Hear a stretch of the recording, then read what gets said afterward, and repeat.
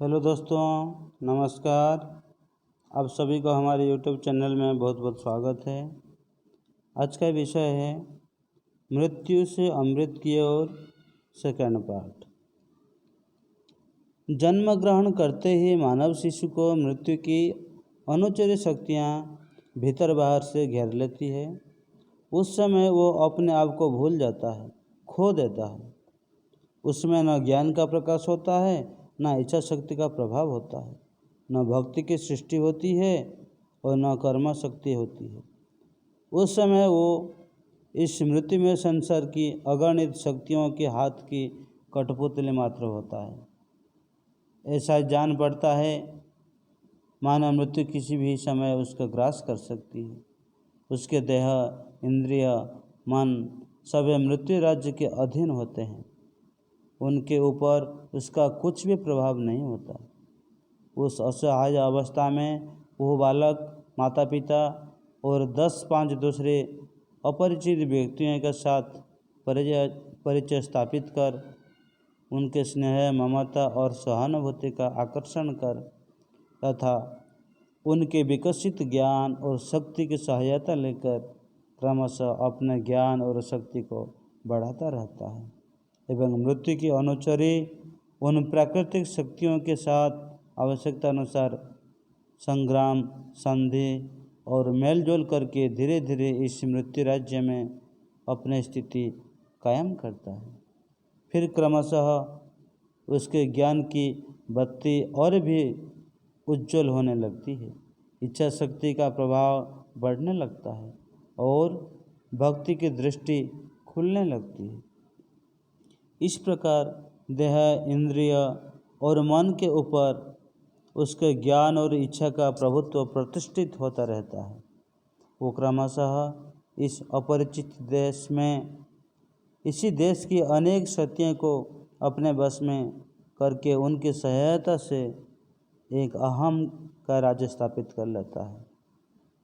अब वो प्रकृति के हाथ का खिलौना नहीं रहता, वो एक अहम हो जाता है। वो एक कर्ता, भोक्ता, प्रभु और राजा बन जाता है। अब वो अपने को असहाय और परम चाफिक नहीं समझता। उसके ज्ञान शक्ति और इच्छा शक्ति ने उसे इस मृत्यु में संसार क्षेत्र के एक अंश विशेष में राज्य पद पर प्रतिष्ठित कर दिया है। इस प्रकार मनुष्य जो आपाततः शक्तिहीन, सहायहीन और परम कापेक्षी क्षुद्र जीवन को लेकर इस अनंत शक्तियों के संग्राम स्थल विशाल संसार में आता है और यहाँ अपने पुरुषार्थ के द्वारा अहम रूप एक साम्राज्य स्थापित कर लेता है तथा अनेक शक्तियों का नियामक होकर अपने प्रयोजन की पूर्ति करता है।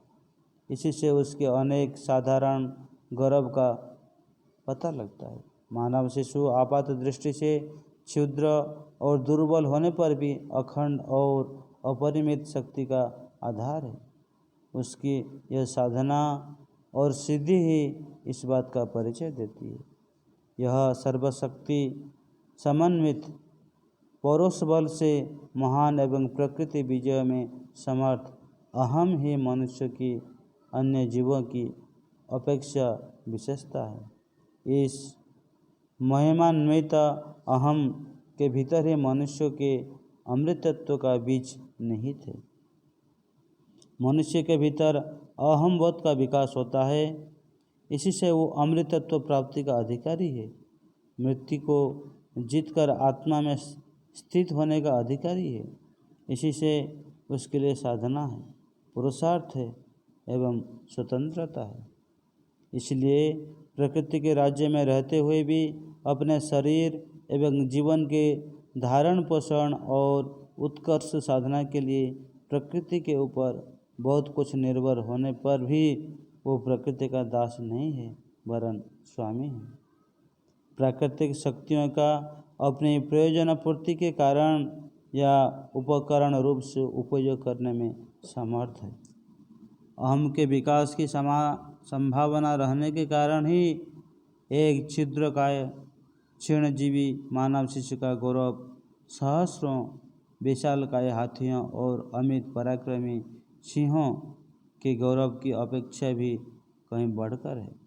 इस अहम बोध ने ही मनुष्य को विश्व प्रकृति में एक स्वतंत्र अधिकार, स्वाधीन राजस्व, अपना उद्देश्य और अपने उस उद्देश्य की पूर्ति अनुकूल प्रेरणा एवं शक्ति प्रदान किए हैं। अहम का जागरण ही मनुष्य का जागरण है। अहम का विकास ही मनुष्य का विकास है। अहम की विशुद्धता ही मनुष्य की विशुद्धता है एवं अहम की परिपूर्णता ही मनुष्य की परिपूर्णता है।